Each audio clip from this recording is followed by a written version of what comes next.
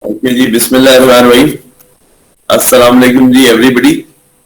And we welcome you to the webinar series of Ziauddin Hospital. And we are thankful to all the faculty and especially our speaker, Professor Anishuddin Bhatti, to give his time and do this presentation. I welcome Professor Rana Dilaviz Nadeem Saab and Professor Akhtar Saab for joining us. And now we start this meeting. Bismillah ar-Rahman ar-Rahim.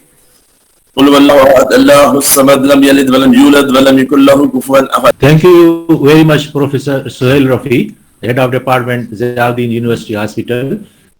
And thank you to my experts, along with me, Professor Rana Dilaviz Nadeem from the King Edward Medical University, Lahore, and Professor Akhtar Beg from the Shahid Bhutto University, Layari, Karachi. And today my presentation is in the series which we have started from Ziauddin. Initially we completed cerebral palsy, 5 lectures on the DDH, and in between certain videos we have discussed. And today my topic is the leg calf Perthes disease, and I will take only up to the diagnosis aspect and differential diagnosis and present few cases. And the next lecture will be on the management of the DDH. As you see here, these are my expert, Professor Rana Dilaviz Nadeem, Akhtar Beg, and Imtiaz Hashmi, our head of department at Ziauddin Universities. And my lecture today will be based on the 5 aspects. I will discuss with the pathophysiology of leg calf Perthes disease, how to diagnose, how to classify, because there is diversity of classification systems available, and none of the one system is okay for the diagnosis. And then I will discuss about the life cycle of Perthes, how do it behaves in the long term, and then few case discussions. And the next lecture after 15 days on 6th March will be inshallah management aspects along with the video demonstration of the surgeries. So leg calf Perthes was initially reported by the George Kelman Perthes in 1910, and in the same decade, same years, the calf from the France and the leg from the USA also reported regarding this disease, which is a self-limiting disease. It means it ends with on and with some problems if there is a continuous weight bearing, and this commonly involve the femoral epiphysis, produce the necrosis of the femoral epiphysis, and goes through certain stages of resorption, regeneration, remodeling, and remodeling with or without flattening or the deformity of femoral head.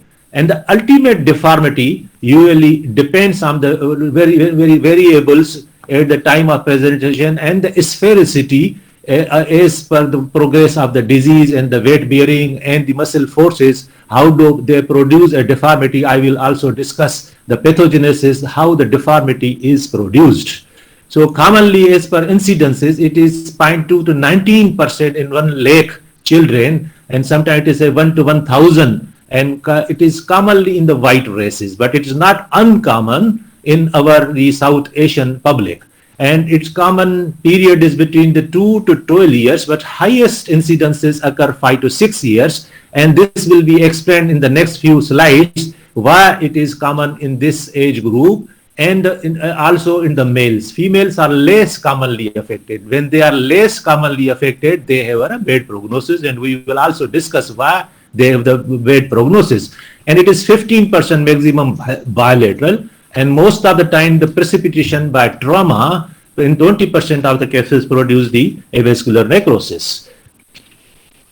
Again, children tend to have a short stature. Mostly they are affected short stature children, and they produce a delayed bone maturation, and commonly it is due to the disruption of vascular supply, which has not been clearly diagnosed why this vascular dyssupply, and multiple theories are available for this. But the children who are exposed to tobacco, even if they are not smoking, but their parents are smoking, or in the vehicles they are sitting there is smokers, their children also have the high incidence of the LCP. And coagulation abnormalities, children who have coagulation abnormalities may get more chance of the DVT. So it is said that 75% of the Perthes affected children have some form of coagulopathy, and 50% of thrombophilia patients also reports the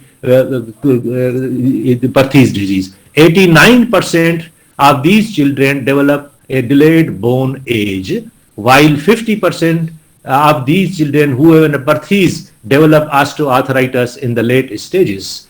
And here is the theories, how do this Perthes develop in the femoral epiphysis, caput femoris. And if you know very well, there are three blood supply for the caput femoris. One is the metaphyseal vessel. These are the metaphyseal vessel which supplies around 50%, and most of the physis, the growth plate, gets blood supply from these metaphyseal arteries, and then there is a retinacular blood vessels. These retinacular blood vessels supply the epiphysis, and 25% to 15% to 25% supply is from the foveolar artery. So means the foveolar artery and the retinacular vessels, and these provide the blood supply to the physis, are secondary focus of the nucleus of the epiphysis, which later develops a femoral head. And the growth place is mostly supplied by the retinacular vessels. And all these blood vessels are the end arteries. They don't have the communication to each other, but they are end arteries, and they supply where they ends. They ends with, and then there are sinusoidal vessel, but each artery do not get anasmosis with each other. But all these supplies have the anasmosis extra bone, outside the bone. They anasmose here, but not intraosseous. So by this tutor has explained in this way that up to the age of 3 years from birth, there are three blood vessels. One is foveolar artery, 15 to 25% supply. Then retinacular and metaphyseal arteries, they supply the 85% to 75% of blood supply to the physis and the epiphysis. But at the age of 3 to 5 years, in this age group, there is only retinacular vessels, and the remaining vessels obliterate, and then these vessels redeveloped during the after 5 years, and there is at the 8th year it is fully established. There is a foveolar artery which get established at the 8 years, and at the 13 years they have the full blood supply which communicate from the metaphysis to the epiphyseal area. But there is a growth up to the 3 years. There are three blood supplies. There is foveolar, retinacular, and metaphyseal. Then there is obliteration, and from the 3 to 5 years or 3 to 4 years, only blood supply is the retinacular blood supply. But then it got re-established, the foveolar artery, which restart at the age of 8 years. Okay. At the 8 years, and up to 13 years, again there is the three blood supplies, and they have an extra osmosis. But intra-osseous blood supply from the metaphyseal to physeal area goes and redevelop at the age of 13 years. So this was the theory of the Trita, and they said the extra articular anasmosis, there is a circle of villus in between around the neck, and the cruciate anasmosis at the trochanteric area, but there is no intra-osseous anasmosis. Again, they said each artery is in an island artery ends, and then it supplies a specific period of the blood supply. Like this artery goes here, it supplies only this portion. This artery supplies only this portion, only partly. Each artery is an end artery. So if there is obliteration in a small portion, this will do the every end of the part. It may be around this 25%, 50%, and 75% as we go in classification. This will make you understand that each end artery, if obliterated, it produces, if multiple end arteries are obliterated, then there is a more area of the avascular necrosis. Then there is a Caffey's theory, and it is said mostly it is a traumatic preposition, and this trauma occurs because of the superior age of the column, which obliterate the blood vessels and produce indentation in the head, and it will produce a deformity. Again, some people says there is an intra-osseous increased venous pressure, which may lead to the problem of the AVA and avascular necrosis, and hormonal theory is also there. So how do these patients behave depends on the stage of the disease. In the very early stage, just patient complains of the fatigability in the daytime, and the night rise crisis. In the midnight, they said that there is a crisis, they have a poor sleep, and the evening rise of fatigue is another symptom in early stage when there is only synovitis. But as the disease progressed, they developed more symptoms like groin pain and thigh pain, which is referred to the anterior patellar area. And then there is a Trendelenburg sign. If they develop bilateral, then they produce a Trendelenburg gait. And at this stage, they produce a limitation of the abduction and internal rotation. And when the disease progresses more to the deformity stage, they have an increasing pain and limitation of movement. In this, their limitation of movement may be in any direction. In early stage, it's in the abduction and internal rotation. But when there is a deformity, then there may be a limitation of the rotations in abduction, external rotation, even in the flexion. They may not have flexion of the hip joint more than 50 degree. And then if there is a collapse, then there is a limb length discrepancy over there.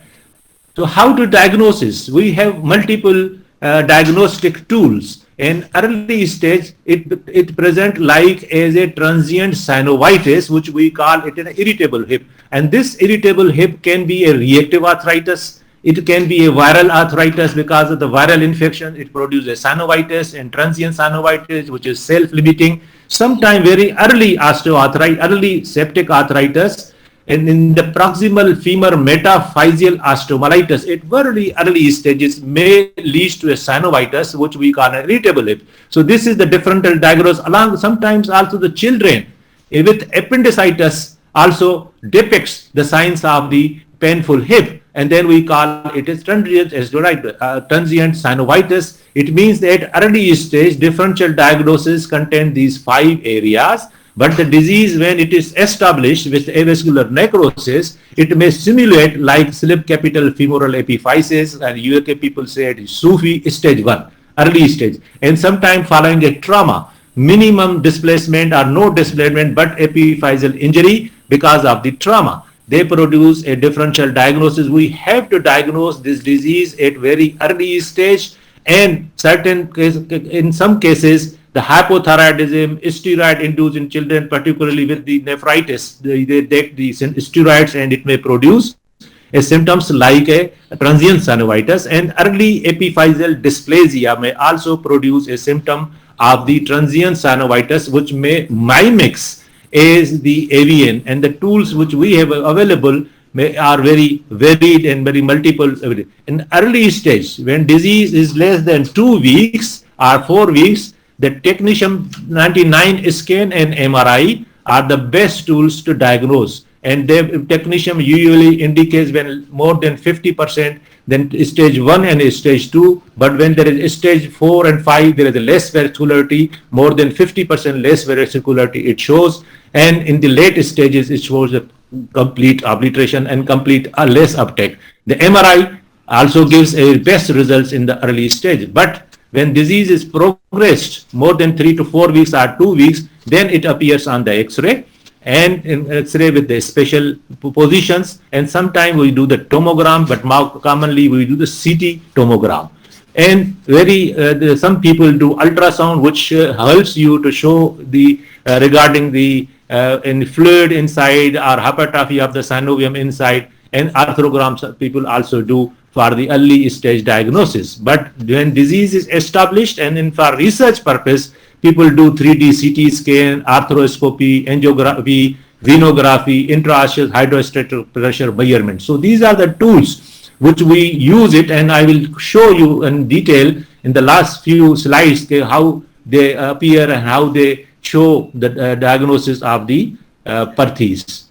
Now the lifestyle of the Perthes, how do it appears and how do it ends. Basically, we say it is the secondary to vascular occlusion, but it is idiopathic. How do it gets the avascular occlusion? It is not known. Multiple theories we have discussed, but it is a self-limiting disease, and this disease take 4 years, and in some children 2 years to 4 years time, when it significantly ends it, and it produces ultimately full recovery. So it is said the revascularization is the rule in the Perthes because it is a self-limiting disease. So this revascularization may occur by reossification with the creeping substitution, removal of the dead bone by the creeping of the new vascularization tissue and the osteogenesis. So it is rule it will revascularize. So during this revascularization, it produces multiple changes in the bone. And these changes are metaphyseal changes. It may produce a metaphyseal abnormality. It may produce a physeal abnormalities. It may produce an epiphyseal abnormalities or the deformation of the femoral head. And this all depends on how the child behaves, how much pressure he is exerted on the metaphyseal or that hip joint, and ultimate will be the normal or little bit deformed bone. And this will be discussed. So here is the deformity, which may range from the collapse. It may be a flattening it produce. It may produce a saddle deformation or bilobed femoral heads. It may produce a metaphyseal broadening. It ends with the cosa magna or cosa plana. And all this depends on the pressure in the hip joint, weight bearing, and the progress of the disease. And now we will explain how do this deformity occurs. So here is the blood supply again, a blood vessel, extra osseous blood supply, cruciate and osmosis. Then here is the metaphyseal arteries and then the epiphyseal arteries. So epiphyseal arteries, metaphyseal arteries, and the foveal artery after age of 3 years, if there is an occlusion here, it initially produces a problem in the in the area of the growth plate or the supply in the secondary center, primary center of the epiphysis. It may get necrosis. When it gets necrosis, it gets softened and gradually replacement from the peripheries, from lateral pillars. I said one from this side and this side because blood supply is there. They get revascularized and they produce a revascular new bone formation with new vascularization and replace this dash bone gradually from periphery to the center. So this time takes around 2 years to regenerate, and this is the area of the deformation. How do the hip on the pressure behaves and what are the pressure points? If the acetabular neck is pressing here, it will produce a bilobe.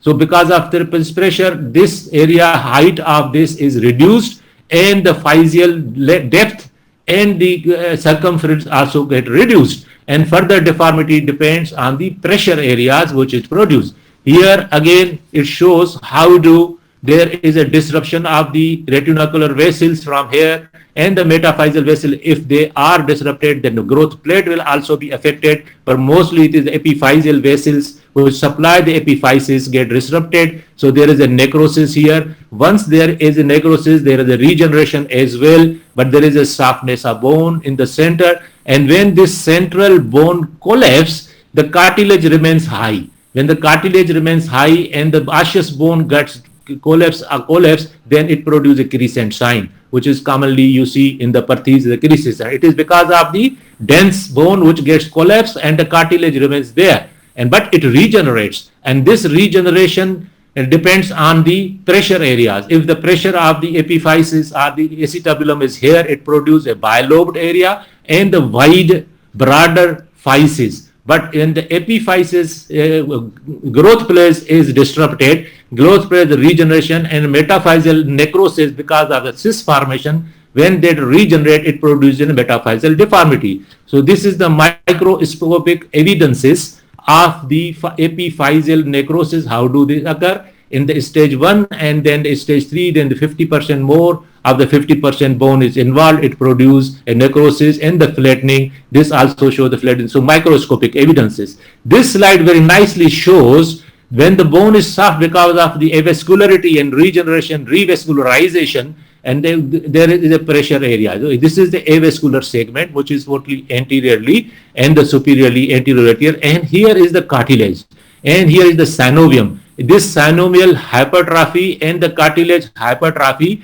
causes the extrusion of the femoral head, and when the height decreases, definitely it becomes broader. When it becomes broader, there is the physis, epiphysis at the tip of the cartilage of the acetabulum. Here it produces a pressure area. If they not produce a pressure area, this cartilage hypertrophy here and the synovial hypertrophy here and the fluid, they cause the extrusion of the femoral head. from the physeal area, which we measure with usually with the CE angle, but here we measure with the percentage of the femoral head.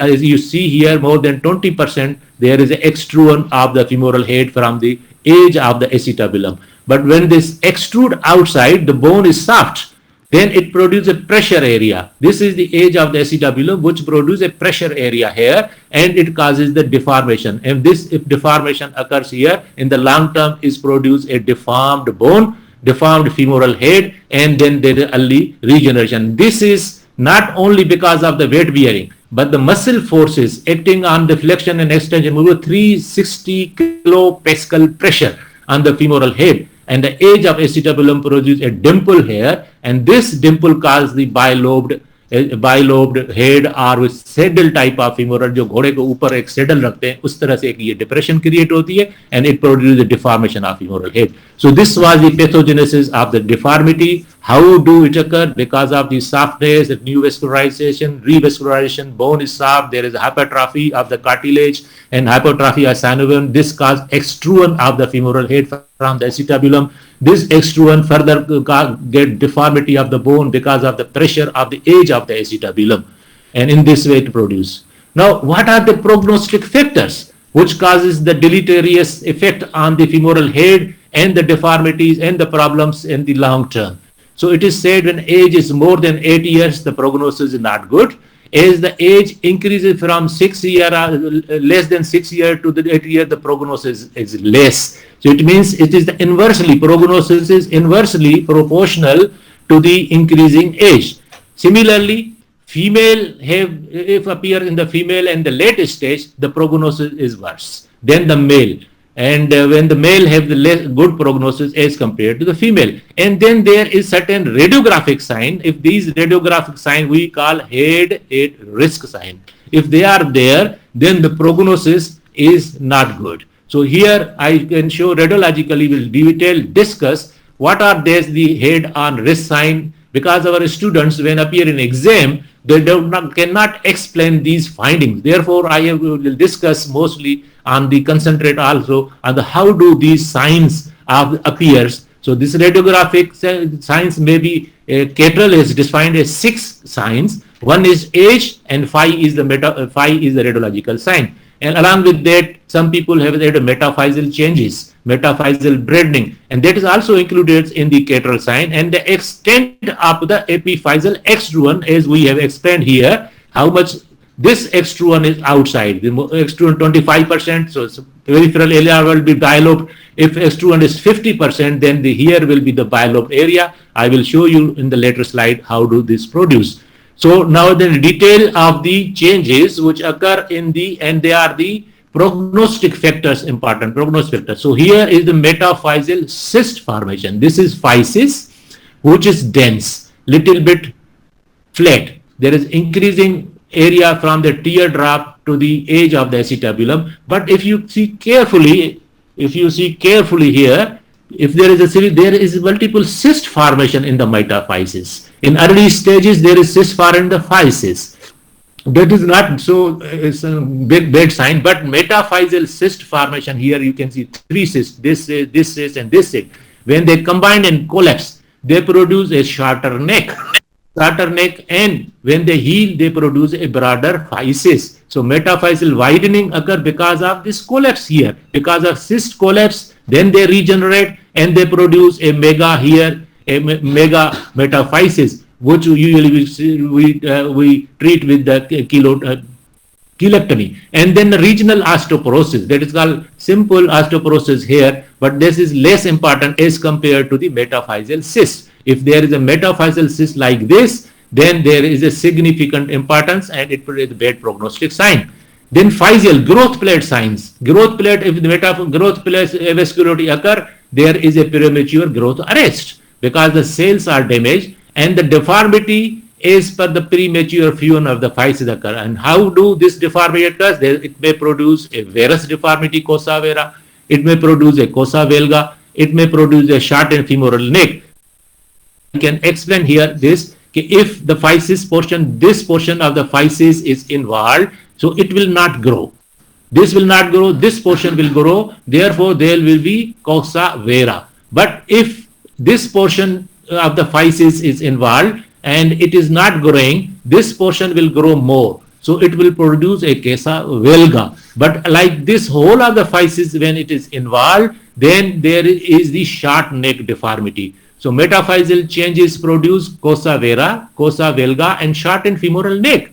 And if they produce a coxa vera, then it produce a trochanteric overgrowth because of the lever arm. Lever arm effect will be shorter because neck is short, the lever arm is. Then the traction apophysis is here at the metaphysis, this trochanteric area. So it will produce a beaking. That is called beaking of the greater trochanter with coxa vera. So this is again a finding because of the prephysial change in growth plate changes. And when there is a growth plate changes, it produces overgrowth of trochanter, varus, valgus. Definitely there is a changes in the biomechanics of the hip, and they produce a Trendelenburg limp. And if it is bilateral, they produce a Trendelenburg gait. So when epiphyseal change occur, it may restore to the normal.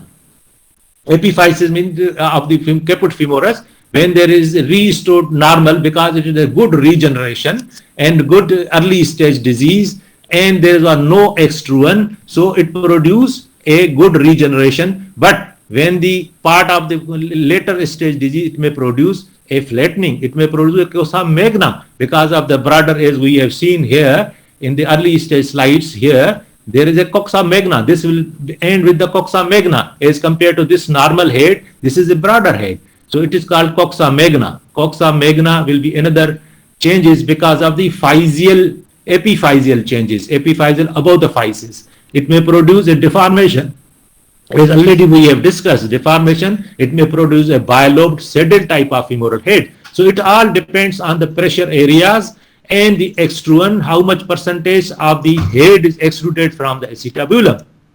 So now little bit about the Kettle sign. Most of the students sometimes ask me, where is the Geiger sign? What is the Geiger sign? We can't understand. So I will now explain the different signs as per radiological evidences. Here if you find there is a flattening on the medial side. So this physis along with a necrosis at the lateral edge, anterior edge here, it produces a V type of necrosis. That is the epiphysio-metaphyseal necrosis. Then this V is called the Geiger sign. And this was the Professor Geiger who has explained. Then calcification lateral physis. This is the regeneration area. After extrusion, there is a regeneration here, and this regeneration has produced a calcification at the metaphyseal epiphyseal area. This is again a bad sign for the prognosis because it produces epiphyseal fusion, premature epiphyseal fusion here. That's why there is a calcification, and it has produced lateral calcification at the epiphyseal metaphyseal area. Then lateral subluxation. Already we have explained this much subluxation is extrusion because of the cartilage hypertrophy here and the synovial hypertrophy here and the flattening. So it is a lateral, then there is horizontal. As the age grows, and there may be, instead of the obliquity of the physis, this may become a horizontal femoral physis and metaphyseal cyst formation we have learned. So there are the 5 Geiger sign: lateral calcification, lateral subluxation, horizontal proximal femur, and the metaphyseal cyst formation. This was added by someone else, but Kettle has shown 1, 2, 3, and 5. And the 6th was the age of the child and the female. So we will explain again when we look at the Kettle sign. Once we have diagnosed this is the Perthes, then we need a classification. And classification basically we do to know the prognosis of the disease at a disease stage when they reach you. And most popular classifications are the Waldenstrom classification, which define the stages of diseases. Then the extent of physis involvement. In here is the Kettle's classification 1971 is most popular, and then the Salter and Thompson 80s. In the 80s it was introduced, and another is the extent of epiphyseal collapse, height of the epiphysis. When it collapse, that produce that has been again a classified lateral pillar classification, Stulberg classification. Stulberg classification mostly shows the sphericity of the femoral head, and we will explain in little detail later. So Walden stage 1 is the initial stage when there is an increased radio density because of avascularity. The calcium is not being drained outside, but more calcium is deposited with the osteogenesis. So it produces increased radio density, and stage 1 then ossific nucleus will be smaller. There is increased radio density of the ossific nucleus in the epiphysis and medial side widening. So it will be stage 1A. As age increases, then you will find a subchondral fracture. Stage A, there is no subchondral fracture. It's a very early stage when you say there is a transient synovitis stage, but no significant radiological sign. But then there is a fractures, and these fractures occur because of the epiphyseal and metaphyseal collapse. The epiphyseal cyst appears and they collapse, they produce a fracture, and here you can find a crescent sign. And then the metaphyseal cyst formation, they may collapse and it produces a shorter neck, a broadening neck. And when there is a collapse, there may be flattening of the ossific nucleus and further degeneration. So here is the initial stage. You can see here hypertrophy of the capsule, and there is little extrusion, but there is no significant changes in epiphysis, physis, and the metaphysis, but there is a density. So it is early stage disease which shows the density. Here it can be classified. You can find here there is a cyst formation here. There is a cyst formation here, but there is no changes in the physis, no changes in the metaphysis. So ossific nucleus is smaller and increased radio density because there is no calcium drainage because of avascularity. And when it is dense, the size is smaller, so you can find the increased joint space here. And then the widening of the medial joint because of the hypertrophy and the cartilage. This all repetition is to get the students bombardment. These are the findings and they can retain it. Therefore, I repeat every time the findings. There is a necrosis here, there is a widening of space, there is a smaller nucleus, and the flattening, no flattening at present. But when you go stage 2, 1B, there is a subchondral fracture of the epiphysis. So when there is subchondral fracture, there is a collapse. When there is a collapse, there is a flattening. So here is the flattening area, but crescent sign you cannot see because the crescent sign usually appear in the stage 2. But there is a mild flattening of the surface here and little extrusion, which is not more than 10%. And when you disease progress, this pressure overhead may produce, but there is no changes in the physis, there is no changes in the metaphysis. So this is stage 1B.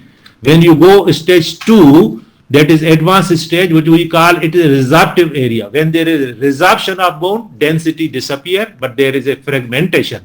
So physis appears, epiphysis appear fragmented. Radial density is there, but epiphysis and the ossific nucleus get fragmented in the pieces because of the end artery supply. Then when there is a collapse, there is a flattening. And there is a flattening, there is a broadening. When there is a broadening, it produces lateralization of the femoral head because we already explained that there is a medial side broadening. And on the stage 2B, there is a sequestrum formation. The cyst which is there, they will combine and they produce a sequestrum, and from lateral and medial plate head versus whole head flattening, it may produce a lateral or medial flattening, or the whole of the head get flattening. Somehow minimal fragmentation and flattening. Some in very few children also there is a minimal changes. So here stage 2 is a resorption stage of fragmentation. So you find in the early stage there was no fragmentation significantly, as you said. There is only single cyst formation which later develops. But if you see here, there is multiple cysts in the epiphysis, and this was the ossific nucleus which has already been damaged. So there is a cyst here, there is a cyst here, there is a cyst here. Very few changes in the metaphyseal or physeal area, and there is a flattening. Then there is a medial joint space here. So this is called stage of resorption. Now healing is continued after 6 months of the disease, and this takes 2 years to regenerate further. And here it shows one of the cysts here. This is radiolucency, fragmented epiphysis. There is one fragment here, other fragment, and you can find one fragment here of the physis, another epiphysis, another fragment of epiphysis. This is radiolucency, necrotic. This is radiodensity of the nucleus.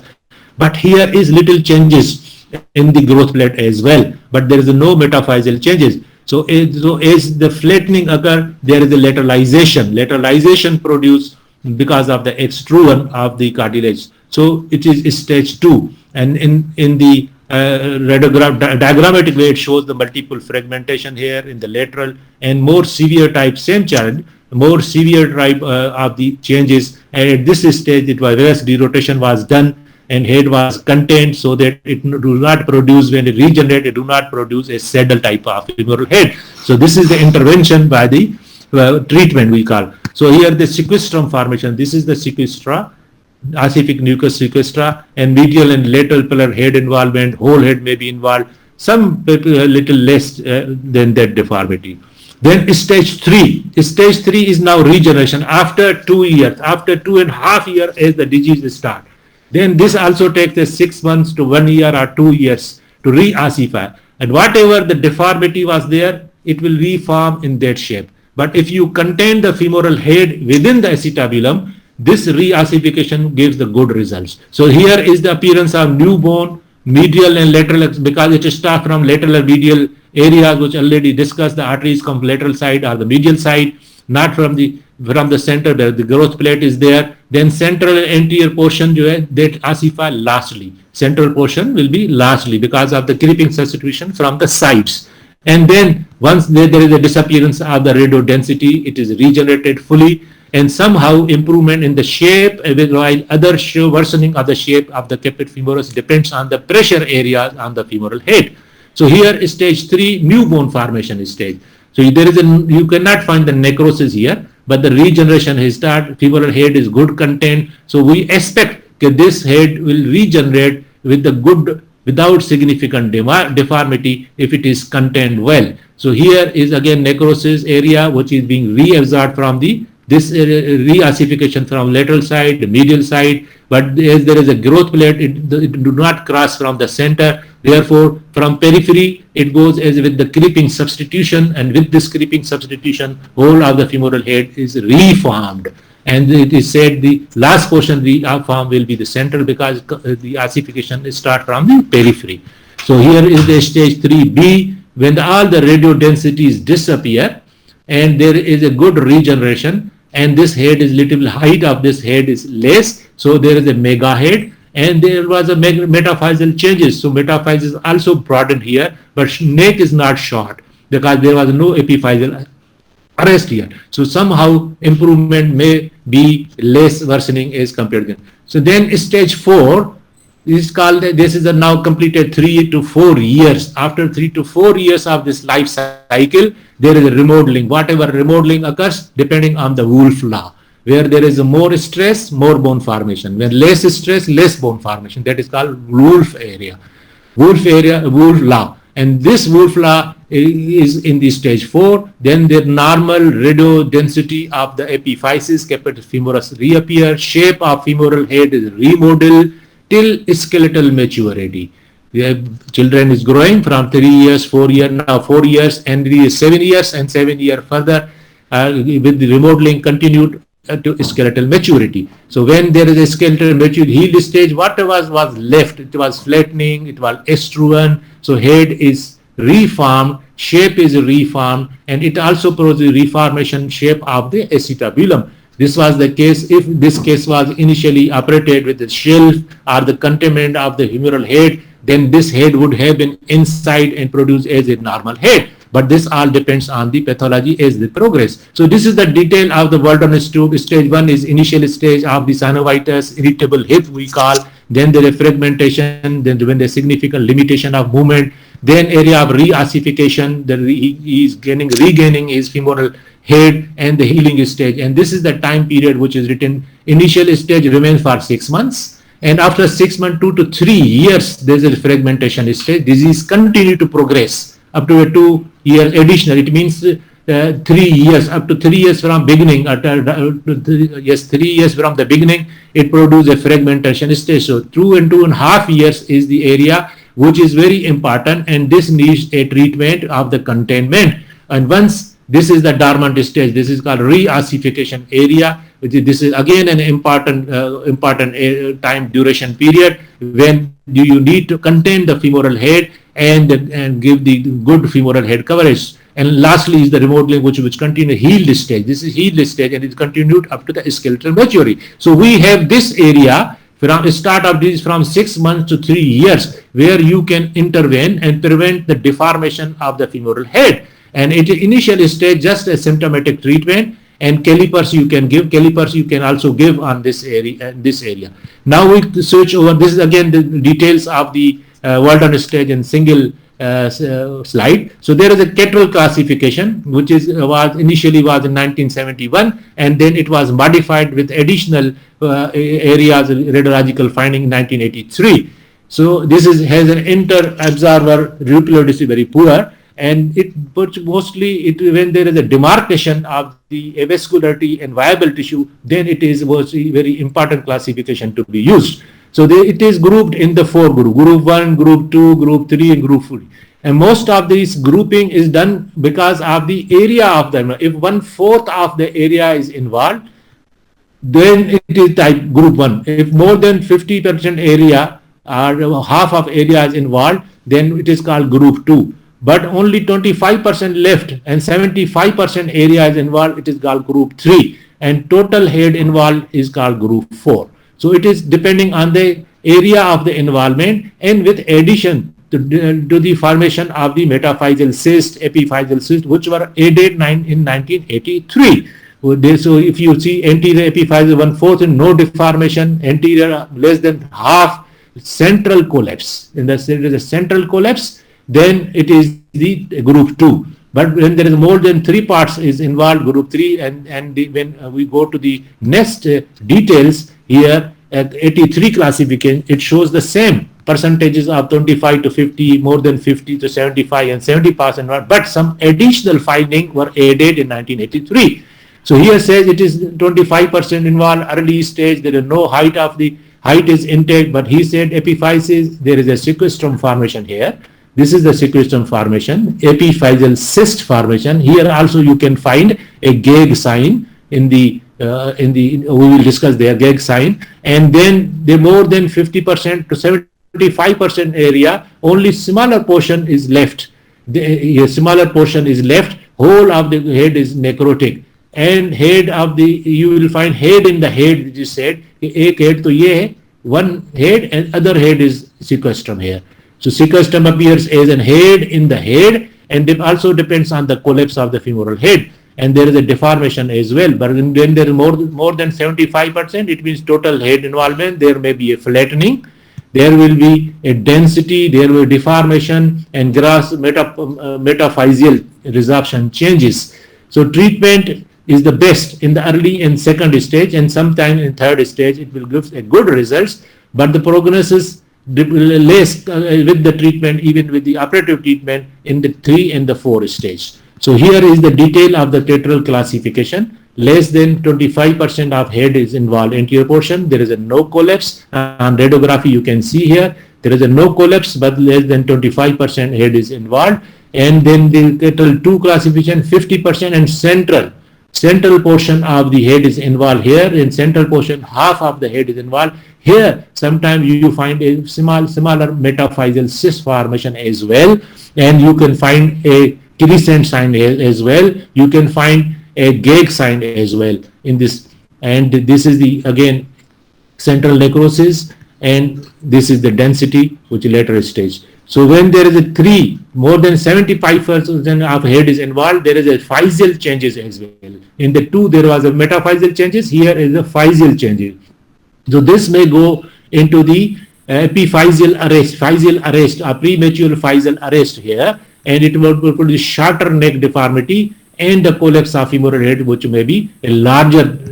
And then the stage 4, total head involvement, total necrosis, epiphyseal, metaphyseal cyst formation, and premature growth arrest it may produce.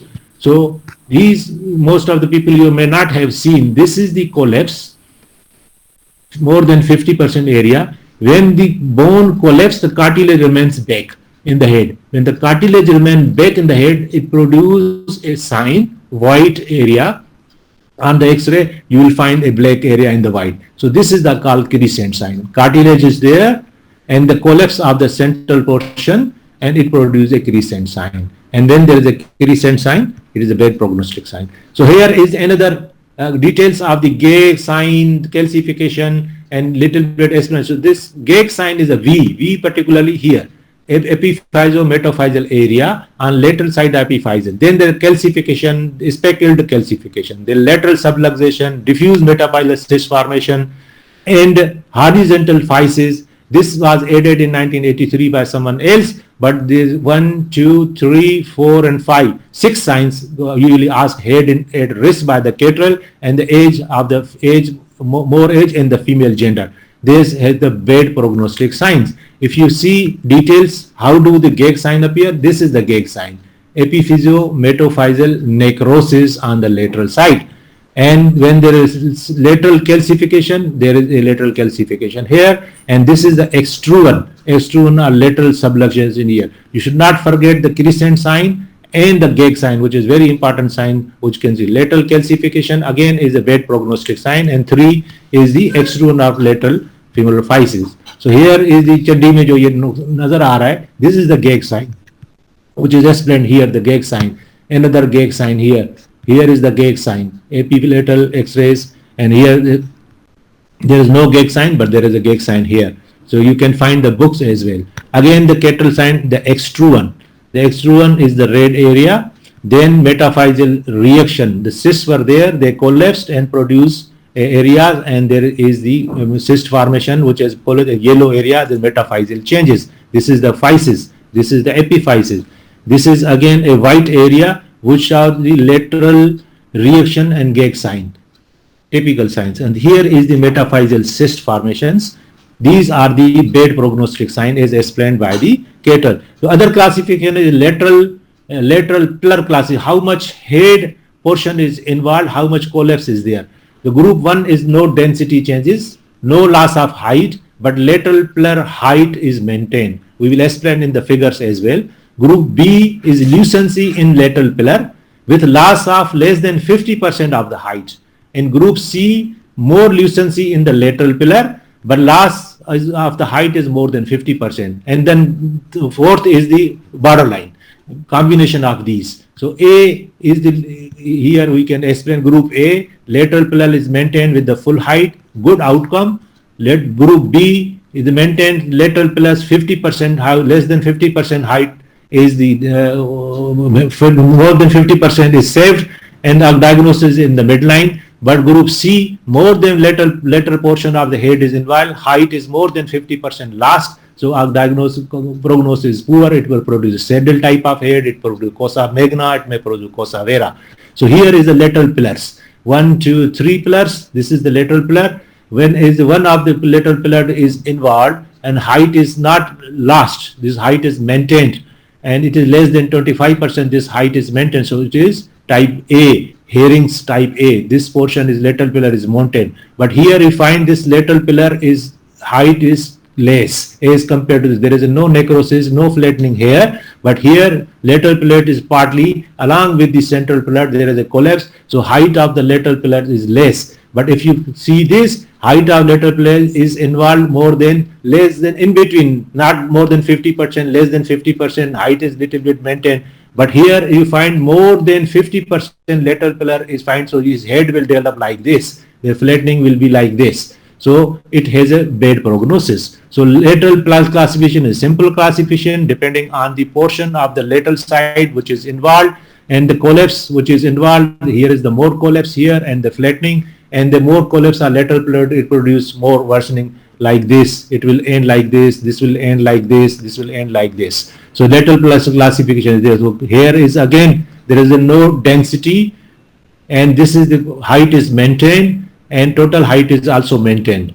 And again you find here, there is a collapse here, and there is a flattening, a lateral plus height less than 50% height of this. If you find is more than 50% in the C, more than 50% of this should be like this. But here, this collapse is there, and there is a more loss of the height more than 50%, it is C. So it is B, which is unclassified. it is not more than 50%, not more than less than 50%, but the flattening is there. Radiodensity is group B and C. It is a moderate type of the prognosis, but prognosis is worse in the C. Again, there is a little blood is necrotic you find here. There is a fragmentation of the physis and height of the physis is reduced. So it is called B or C group.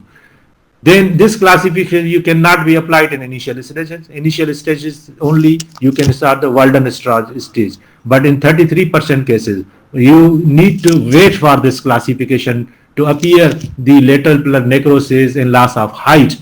And then there is a Stulberg classification. Stulberg classification basically late stage when the sphericity, congruity is maintained, congruity 2 millimeter loss, then it's aspherical, irregular femoral head is there. So here in 2 stages, when there is limited movement, range of motion, and the stage 1 and 2 here it has passed, there is a synovitis, it has a good prognosis. And when there is a sphericity, when head is not congruent, then there may be a coxa magna, it may be a short neck, it may be an abnormality of steep acetabulum.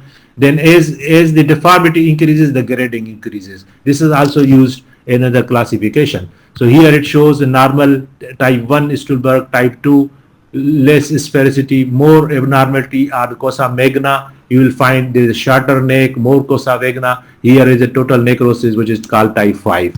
So this classification is basically all these 3 classifications. But you must remember the most common classification nowadays is the Waldenström and the Cattrall. Waldenström is a more specific classification, more based on the treatment area, and this classification usually give you results how much prognosis will be later on when you have to intervene the disease. So there is imaging or multiple tools how to diagnose. MRI used in early stages. It gives you good configuration of acetabulum. It gives you good articular cartilage surface area definitions, and femoral caput contained a little bit S2 in early stage. It will give also information about the joint effusion if it is available and synovitis, and this shows the effusion and the synovitis in the early stage necrosis. And then there is a CT 3D images are also used, but it is in the little bit less stages. When there is deformity, it will tell you about the acetabulum and the caput size and shape. But some people use ultrasonography in early stage when you find a joint effusion, assess the shape and cartilaginous caput.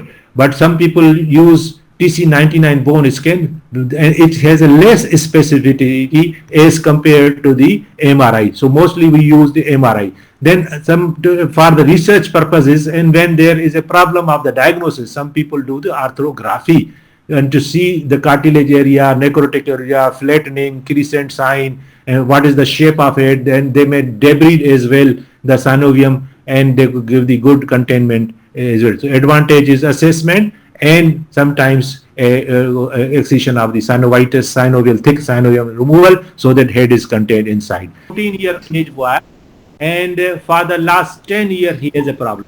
Okay, he has a limp, he has pain in left hip joint, and clicking felt when he moves the left joint, hip joint while walking.